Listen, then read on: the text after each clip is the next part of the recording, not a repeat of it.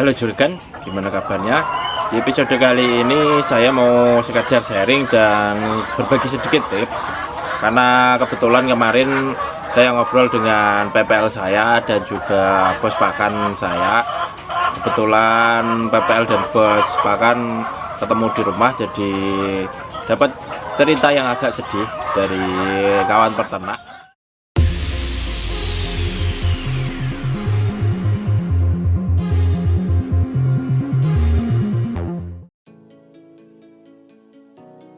Di kecamatan sebelah saya ya ada seorang peternak besar punya populasi sekitar 3.000 ekor ayam.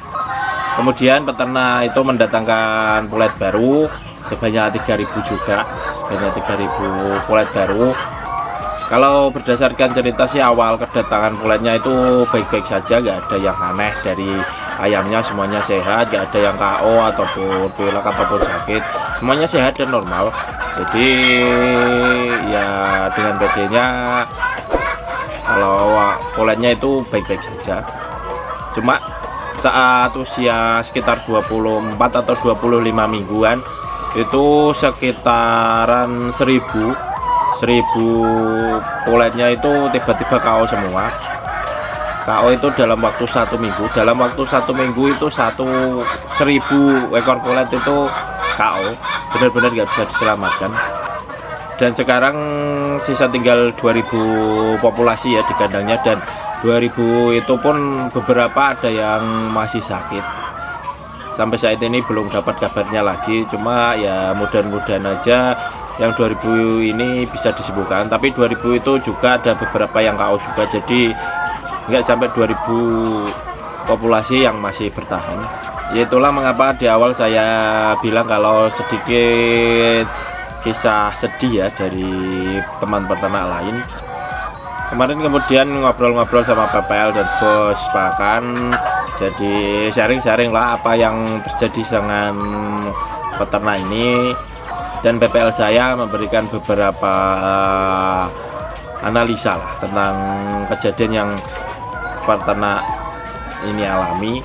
Dari 3.000 tinggal 2.000 dan 1.000 ekor KO dalam waktu seminggu itu sungguh sedih lah.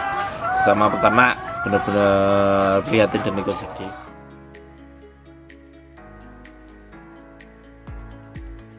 Kalau hasil analisa dari PPLC yang pertama itu tidak ada jeda antara pulet lama dengan pulet baru.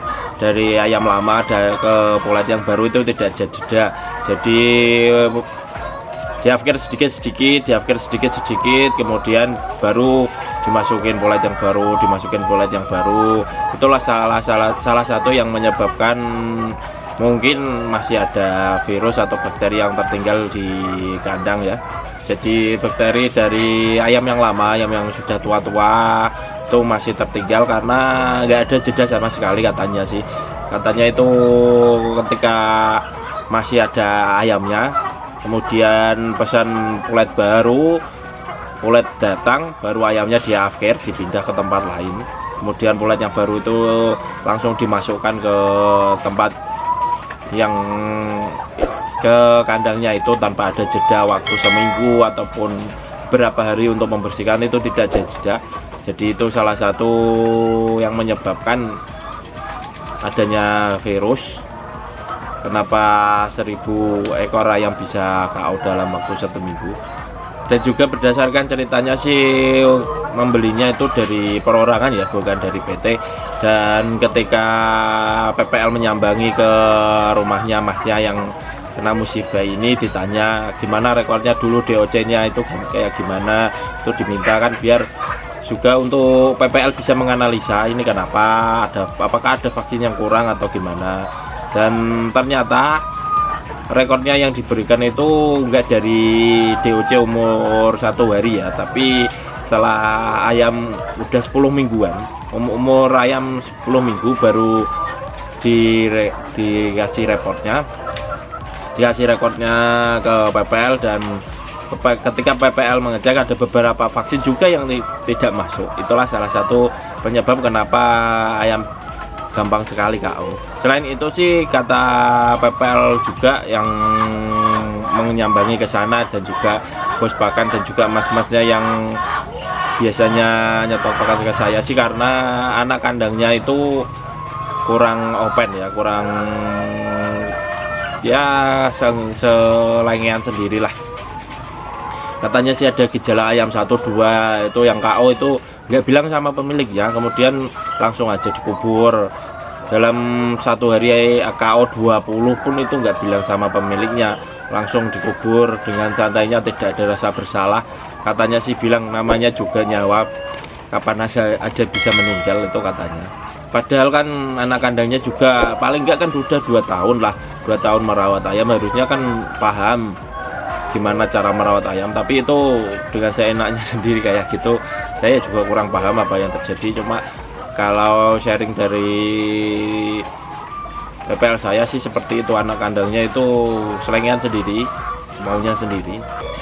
Dan ketika ditanya saat memberikan vaksin itu pun ceritanya sih ya, memberikan vaksin itu seenaknya, nggak sesuai aturan. Seumpama vaksin air minum ya cuma air di ember, kemudian dikasih vaksin itu dengan botolnya yang segini itu langsung dimasukkan tanpa dicampur dengan Medimilk ataupun dicampur itu tanpa ada proses itu. Jadi benar-benar murni dari air 1 ember, kemudian ditambahkan vaksin yang segini itu ke dalam air, kemudian diberikan, kemudian tanpa nunggu 2 jam ataupun apa itu langsung diberikan air minum dengan ya istilahnya sih muspro ya untuk pemberian vaksinnya. Karena setelah diberikan vaksin diratakan, ya benar-benar diratakan, cuma kan harus nunggu 2 jam baru dikasih air dan diganti. Itu katanya sih langsung setelah divaksin semuanya terus ditambah air, katanya sih biar minumnya nggak kekurangan, katanya sih gitu. Mungkin dikira seperti mengasih vitamin ya, nggak tahu ini anak kandangnya baru ataupun lama, saya belum tanya kemarin. Tapi kenapa nggak tanya kalau memang nggak tahu. Kalau dari hasil dari analisa PPL sih kalau bilangnya itu gejala ND ya, banyak rata-rata kena ND dan juga kolera juga, dari kotorannya juga terlihat.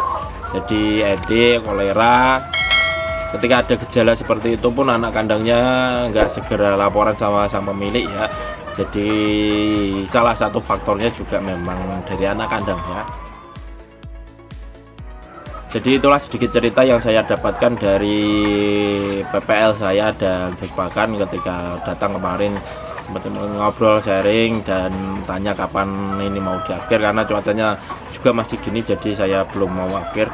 Oh iya, mau tambahan satu lagi tadi, mungkin karena cuaca yang sangat ekstrim ya akhir-akhir ini, jadi sangat cepat sekali ayam kena ND karena cuaca ekstrim dan perawatan dari anak kandangnya yang kurang maksimal juga, yang seenaknya sendiri. Itulah beberapa analisa dari PPL saya kenapa 1.000 ekor populasi habis dalam waktu 1 minggu.